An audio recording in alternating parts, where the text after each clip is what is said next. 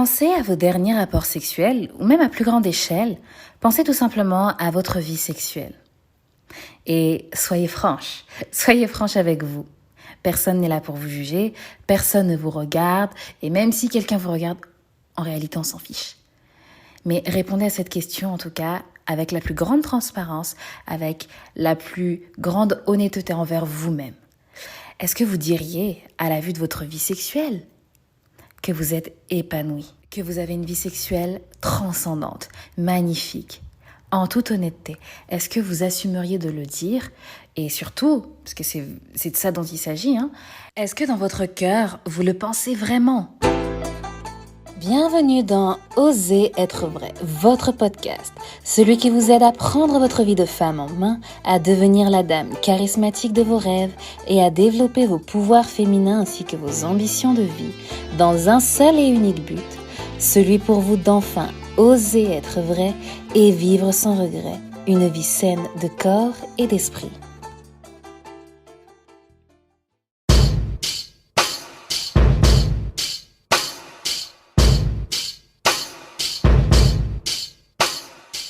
La sexualité, le sexe, avoir un rapport sexuel, faire l'amour, je ne sais quelle expression que vous utilisez pour en parler.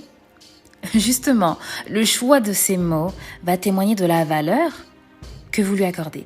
La valeur que vous accordez à l'acte en lui-même, mais aussi la valeur que vous accordez à la personne avec qui l'acte a été partagé. Et c'est marrant parce que au final, c'est très simple. Parce que quand c'est passionné, on le sait. On le voit, on le ressent quand vous en parlez. Oh, on a fait l'amour, c'était... Oh. Vous savez, il n'y a même pas de mots des fois pour le décrire. Par contre, quand c'était juste une affaire de un temps, un coup, pam-pam, affaire réglée, affaire bouclée, et je parle même pas de durée. Je ne parle même pas de durée. Mais quand c'est question de, voilà, juste la formalité qu'il faut faire pour se sortir de je ne sais quel traquenard, là on le sait aussi. Oh, on a couché, puis voilà quoi, il m'a ken vite fait, c'était juste du sexe. On le sait, on le ressent. Et malheureusement, c'est bien dommage. Pourquoi ? Parce que ce genre d'expérience, justement, accentue la banalisation qu'il se fait déjà aujourd'hui autour de la sexualité. Et ça, c'est une banalisation dont on est toutes et tous au courant, même si on ne se l'admet pas. Pourquoi ? Parce que, comme je le dis tout le temps, on est dans une société où les choses vont vite. Et les choses... En plus d'aller vite, dans l'exécution, dans la réalisation de ces choses-là, on est occupé en permanence. Donc on ne fait pas attention à ce qui se passe sous notre propre nez. Donc les choses vont vite. En plus de ça, on est occupé. Donc cette banalisation qui est faite au quotidien, que ce soit à travers les publicités, à travers aussi certains dessins animés, à travers les films, à travers les réseaux sociaux aussi, elle passe comme une lettre à la poste, ni vue ni connue, et progressivement elle s'imprègne en nous, elle s'imprègne dans nos vies, et on se retrouve à avoir une sexualité, pardonnez-moi l'expression, mais une expression qui est vraie, une sexualité médiocre, sans savoir pourquoi. Mais tout simplement parce qu'à la base, on n'a pas su tirer la sonnette d'alarme quand il le fallait. On n'a pas su remarquer qu'il y avait quelque chose qui n'allait pas quand il le fallait. Et on a laissé justement cet état de fait s'installer. On a laissé cette platitude prendre le dessus, prendre un peu le contrôle de notre quotidien au niveau de notre vie sexuelle, mais pas que. Et on a accepté en fait de vivre dans cette espèce d'insuffisance. On a finalement accepté qu'il n'y ait plus de fusion, qu'il n'y ait plus forcément de paillettes dans les yeux, qu'il n'y ait plus d'alchimie, qu'il n'y ait plus de réel plaisir. Et c'est triste. Parce que le sexe, la sexualité, le rapport sexuel, faire l'amour, ça reste quand même un acte qui est sacré, un acte qui a de la valeur et dont on peut et dont on devrait tirer parti, aussi bien que cet acte tire parti de nous. Une expression qu'on emploie souvent pour parler de rapport sexuel, c'est le fait de dire que voilà... On a eu une relation sexuelle. J'ai eu une relation sexuelle avec telle personne. Et j'aime beaucoup, moi personnellement, faire attention aux mots employés. Et assez souvent, justement, quand on parle de rapport sexuel, de relation sexuelle, on ne se rend même pas compte de ce qui se cache derrière ça. Quand on emploie le mot relation, rapport, ces deux choses-là, cette chose-là, elle signifie qu'il y a une connexion. C'est-à-dire que lorsque vous avez un rapport sexuel avec quelqu'un, lorsque vous avez une relation sexuelle avec une personne, il y a une connexion qui s'installe entre vous. Alors la connexion, oui, elle va être charnelle, parce qu'il va y avoir assez souvent pénétration. Le sexe ne tient pas juste fait d'une pénétration. On peut faire l'amour sans se pénétrer. Mais généralement, lorsqu'on parle de rapport sexuel, on parle justement de pénétration. Donc, il y a cette connexion-là qui est faite, qui est une connexion physique, mais il y a aussi une connexion qui va être psychique, une connexion qui va être spirituelle.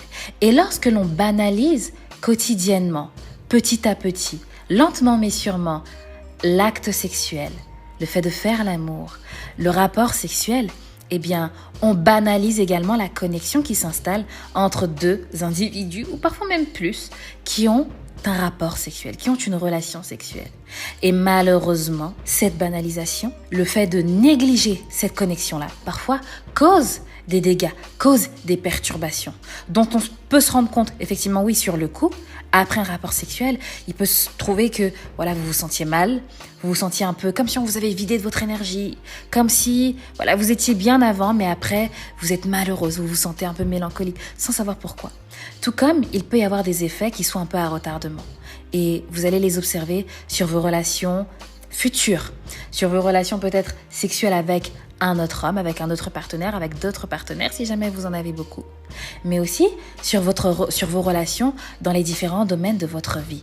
Et il faut savoir faire ce tri-là. En coaching, j'en parle beaucoup parce que je trouve que c'est essentiel d'aller dans toutes ces relations-là et de voir l'impact, l'effet qu'elles ont eu sur nous. L'effet aussi bien physique, mais aussi l'effet qu'elles ont sur notre spiritualité, sur notre état d'esprit, parce qu'au final, c'est ce qui nous dirige au quotidien. C'est ce qui fait qu'on ose ou qu'on n'ose pas aller au bout des choses. C'est ce qui fait qu'on est capable, qu'on a envie de changer, qu'on est capable et qu'on a envie de vivre, d'être la meilleure version de nous-mêmes. Donc, justement, quand il y a cette banalisation-là, quand il y a cette réduction, vous commencez en fait à avoir une vie sexuelle qui est moyenne, en fait, qui est moyenne, voire même décevante. Et vous assimilez cette déception, vous assimilez cette routine à quelque chose de normal. Et ça, effectivement, ça peut venir de mauvaises expériences que vous avez eues avec des partenaires par le passé, qui vous ont peut-être transmis quelque chose de mauvais, ou une relation qui a été malsaine, qui a été toxique. Mais ça peut aussi venir de modes de pensée que vous avez hérités de votre culture, de votre famille, ou aussi de tabous. Parce qu'il est vrai qu'il y a des familles, il y a des relations, des fois on a une relation avec sa maman où on n'aborde pas tous les sujets. Ou parfois on a des grandes sœurs avec lesquelles on n'aborde pas certains sujets. Ou parfois même, on n'a pas forcément ces figures-là de référence. Et donc on n'a pas l'occasion d'aborder certains sujets, de poser des questions, d'avoir un retour d'expérience. On n'a pas cette occasion-là. Et c'est ce qui fait que parfois, on va avoir une sexualité qui va être un peu morose et on va penser que c'est normal. Alors qu'en fait, non, la sexualité, le sexe, faire l'amour, c'est quelque chose de fort. C'est quelque chose de magnifique. C'est quelque chose de puissant. Dont, comme je disais un peu plus tôt, dont vous pouvez tirer parti autant que cela tire parti de vous.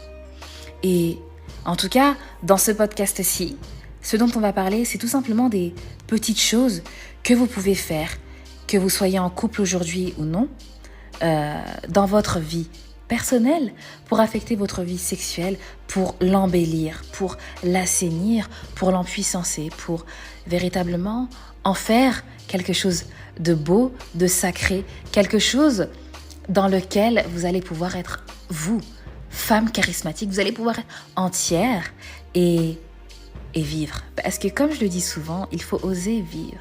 Et oser vivre pour ne pas avoir de regrets et vivre une vie qui soit saine de corps et d'esprit.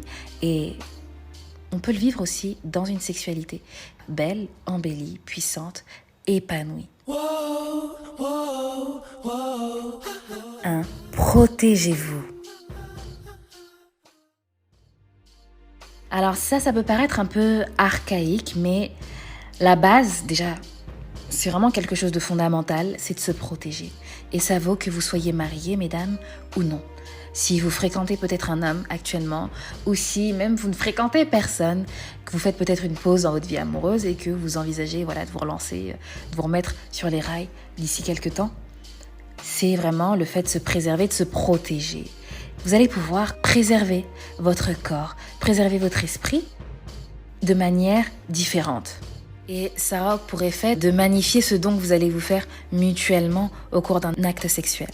Si vous êtes encore vierge et que vous voulez vous préserver pour l'homme avec qui vous allez vous marier, vous allez pouvoir tirer parti de l'abstinence, parce que voilà, c'est de ça dont il est question, pour vous découvrir, pour poser des questions autour de vous, peut-être pas non plus trop, pour ne pas prendre le risque d'être influencé.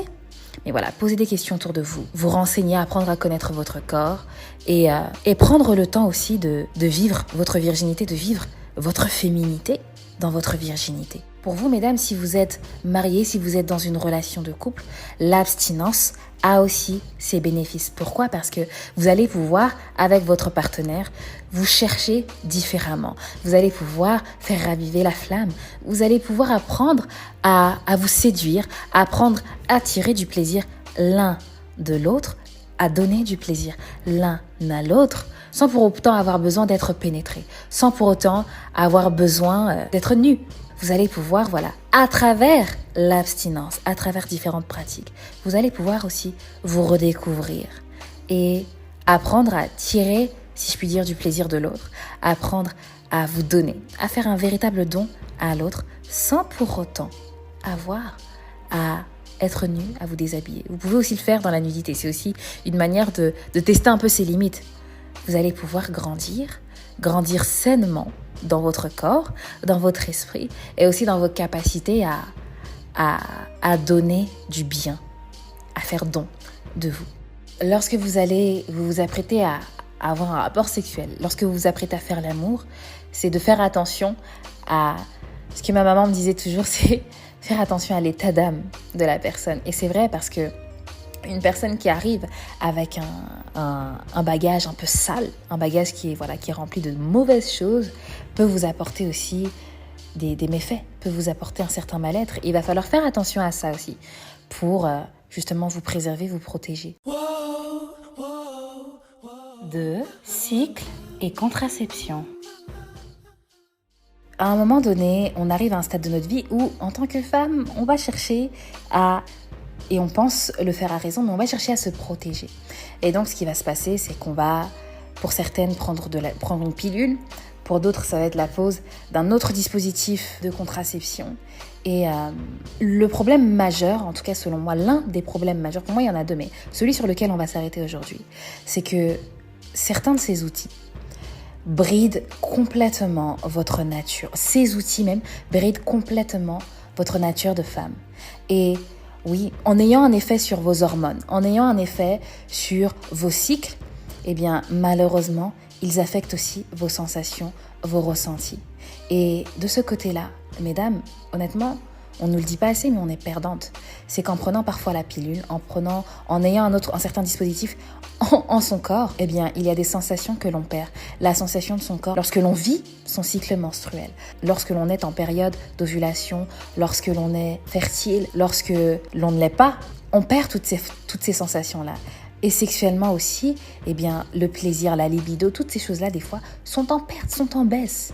Donc, il va falloir aussi apprendre à renouer avec soi. Comment ? En renouant avec sa nature féminine, en renouant avec son cycle, en renouant avec cette nature qui, au final, est là pour nous protéger. Mais on ne prend pas le temps de vivre avec elle, on ne prend pas le temps de s'unir à elle, justement parce que les choses vont vite, parce qu'on a un quotidien qui est chargé. Et ça aussi, c'est vrai. C'est qu'on a un quotidien qui est chargé et qui fait que parfois on se sent obligé de se brider, on se sent obligé de se cacher, on se sent obligé d'éteindre un peu certaines de nos dispositions naturelles. Donc, renouez avec votre nature féminine, renouez avec votre cycle menstruel pour apprendre à ressentir votre corps et vraiment ressentir aussi tout simplement votre plaisir, ressentir votre sexualité, vos sensations, votre bien-être de manière naturelle et pouvoir communiquer à votre partenaire votre féminité, votre confiance en vous, votre conscience de vous, votre conscience de ce que vous allez partager. 3. Communication. On en parlait un peu plus tôt, je vous le disais, c'est qu'il y a dans certaines cultures, dans certaines familles, beaucoup de tabous. Et parfois, ces tabous s'installent au sein de relations qui sont charnières compte tenu de certains sujets. Donc par exemple, avec sa maman, on ne va pas parler de relations sexuelles, on ne va pas parler de relations tout court, et c'est dommage parce qu'on perd énormément et on reste au final dans l'ignorance. Et parfois ça nous protège parce que parfois nos aïeux ont des expériences et voilà, si on se laisse un peu influencer par leurs expériences, et ben au final on entre dans certains domaines peureux, mais parfois aussi voilà, c'est que on rentre justement dans ces domaines en étant ignorant. Et ignorant pourquoi ? Parce qu'on n'a pas été préparé. Et c'est dommage, c'est triste. Donc, maman, si vous m'écoutez, parlez à vos filles et même à vos fils. Parlez à vos enfants. Communiquez avec eux à partir du moment où ils seront en âge de comprendre et à partir du moment où ils vous exprimeront le besoin de le faire. C'est super, super important pour eux et aussi pour vous. Parce que déjà, ça va vous permettre d'établir un climat de confiance. De montrer à votre enfant que vous êtes là pour l'écouter, vous êtes là pour lui parler. Il le fera peut-être pas tout le temps, mais au moins il saura que si vraiment un jour ça se gâte, il peut ou elle peut compter sur vous. Donc, ce manque de communication nous fait grandir dans certains domaines et donc dans la sexualité, dans l'ignorance. Et cette ignorance, dans certains cas, va vous mener à rechercher des standards, forcément. Hein. Et on va rechercher nos standards où certains vont le faire dans le porno. Et on va normaliser ce qu'on voit dans la pornographie. On va faire de ces choses nos standards. Et donc, on va rentrer dans la vie sexuelle avec une idée de choses. Et bam, on va arriver, on va se cogner à un mur. Ou même encore à cause de cette dite pornographie, on va penser qu'il est normal de subir certaines choses. Alors que non. Tout ça pourquoi ? Parce qu'on n'a pas osé dire les choses. Tout ça parce qu'on n'a pas osé discuter. Tout ça parce qu'au final, on n'a pas osé. Et c'est pour ça que j'ai pour slogan « Oser être vrai ». C'est tout simplement qu'à un moment donné dans la vie, lorsque l'on veut certaines choses, il faut oser aller à la rencontre de ces choses-là. Il faut oser. Il faut commencer par oser. Donc, le fin mot de cette histoire, c'est quoi ? C'est tout simplement d'arrêter de se cacher, d'arrêter de se taire et de parler. Et d'échanger, de communiquer. Donc, pour vous, mesdames, parlez avec vos hommes, parlez avec vos maris, parlez avec vos partenaires. Dites-leur ce que vous aimez, dites-leur ce que vous n'aimez pas, dites-leur aussi ce que vous voudriez essayer. Dites-leur ce qui vous a plu, ce qui ne vous a pas plu. Parlez-leur de toutes ces choses-là. Il faut se rappeler que aimer, c'est une chose qui peut s'apprendre. Si aujourd'hui vous n'aimez pas faire l'amour parce que vous avez mal, vous pouvez apprendre à aimer. Et cet apprentissage-là, il va se faire par plusieurs choses, dont la communication. L'art d'apprendre à dire les choses à votre homme. L'art d'apprendre à dire les choses à la personne qui partage votre vie. Ça s'apprend. Apprenez l'un de l'autre, soyez honnêtes. Et ne faites pas d'une vie que vous avez idéalisée parce que vous avez vu une autre personne la vivre et la faire. Ne faites pas de ces choses-là vos standards. Soyez vos standards. Créez-vous vos propres standards. Ne suivez pas les courants de pensée, les modes ou quoi que ce soit. Non, soyez vous, tout simplement. Et placez vos attentes dans vos propres rêves. Soyez vulnérables, communiquez, apprenez et appliquez ensemble. 4. À l'aise avec votre corps. Vous savez, votre corps, c'est votre temple, c'est le temple de la sainteté, c'est le temple de la sanité, c'est le temple du bien-être, c'est votre première maison. Donc, l'idée, c'est quand même d'être bien dans cette maison, c'est que vous soyez bien avec vous. Donc, lorsque parfois vous avez des expériences sexuelles, admettons, surtout quand vous êtes dans une relation, disons, vous êtes marié ou que vous êtes concubin, peu importe, lorsque vous êtes dans une relation de couple, que vous vivez ensemble et donc que vous vous retrouvez dans l'intimité souvent, parfois ce qui bloque la connexion, la réelle connexion, la profonde connexion, c'est le simple fait que vous, mesdames, vous ne soyez pas à l'aise avec votre corps. Donc, il va falloir vous reconquérir, vous dans un premier temps, avant qu'une autre personne vienne le faire, avant qu'un autre homme, qu'une autre femme, qu'un ami, qu'une amie, peu importe, avant qu'une tierce personne vienne vous charmer, il va falloir que vous-même, face à vous, vous soyez amoureuse. Il va falloir que vous soyez amoureuse de vous. Il va falloir que vous vous aimiez. Il va falloir que vous sachiez vous apprécier, que vous sachiez vous dire, oui, aujourd'hui tu es canon, aujourd'hui tu es belle, tu es une belle femme, tu es une belle personne, tu as confiance en toi, j'ai confiance en moi, je suis belle, je suis forte, je suis courageuse. Il va falloir que vous vous disiez ces choses-là en le pensant vraiment. Lorsque vous êtes dans une intimité dans laquelle vous n'êtes pas à l'aise, ça va se ressentir. Et oui, ça va affecter la connexion que vous avez avec la personne. Mais ça va aussi affecter, et là j'ai parlé avec un terme un peu industriel, pardonnez-moi, mais ça va un peu affecter la qualité du moment que vous êtes en train de vivre. Donc il va falloir que vous puissiez vous reconquérir, vous entretenir, travailler sur vous. On le fait volontiers en coaching. On aborde les thèmes de la sexualité parce que c'est quelque chose d'important, c'est quelque chose de puissant et qui vous dirige beaucoup plus que vous ne le pensez. Mais de vous-même, lorsque vous n'êtes pas coaché, si vous n'êtes pas accompagné, il va falloir que vous appreniez à veiller sur vous, à vous entretenir, à travailler sur vous, à travailler sur votre confiance en vous. Oui, sur votre estime, oui, sur votre respect de vous, oui, mais aussi à travailler sur votre corps, dans sa forme. Donc, si vous n'êtes pas bien dans votre peau, il va falloir que vous vous reconquérissez. Si vous n'êtes pas bien avec l'image que vous renvoie le miroir, qui au final est votre image, il va falloir que vous changiez les choses.